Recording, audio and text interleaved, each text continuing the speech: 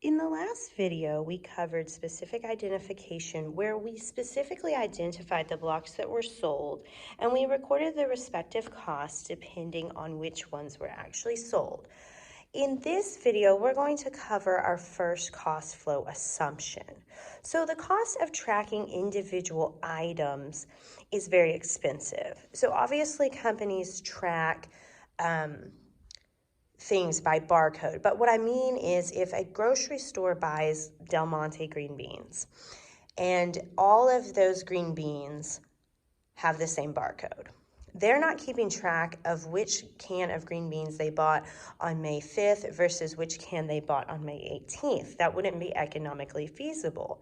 So the grocery store will use a cost flow assumption where rather than tracking the specific can of green beans, or in our case, the specific block, they lump all of the like items in a group and then they make assumptions about which can of green beans was sold. So our first assumption is known as FIFO. That's first in, first out, or FIFO. And what FIFO assumes is that the earliest purchases, the items that were the first into my inventory account, are going to be the first ones that I transfer from inventory to cost of goods sold. So I moved all of the blocks in the inventory account to represent the items sold under this method. What I did, and I apologize because no one's here to video for me, but what I did was I started at the very beginning and I worked my way across and down.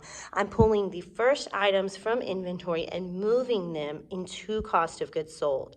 So I sold 20 units, so I was just pulling from the top down until I got to 20 units in cost of goods sold.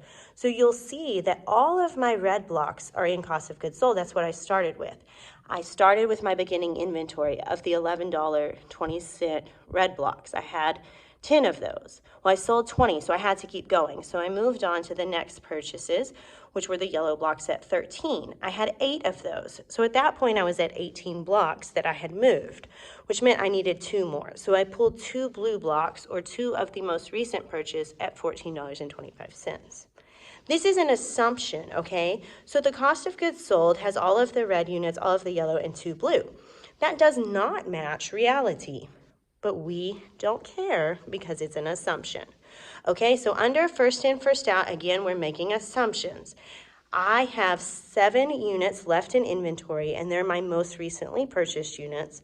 And I started at the top, worked my way down to move 20 units to cost of goods sold. It does not matter that the 7 units in my inventory account don't match what's on my shelf to sell. What matters is that I have 7 units in inventory and they're the most recent purchase, and I have 7 units left to sell. To total up my cost of goods sold, I need to take the 10 red units at $11.20 and the 8 units at $13 that are represented by yellow here, and 2 at $14.25 and add them up. You could add up every single cost on these blocks if you wanted to. Here is the math. 10 times $11.20 is $112.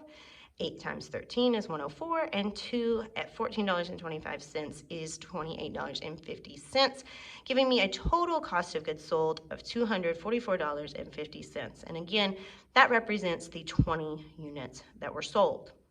I'll record my entry on May 31st, debit cost of goods sold for $244.50, credit or reduce merchandise inventory for the same amount. To find the dollar amount left in merchandise inventory, I need to take 7 units at $14.25 each.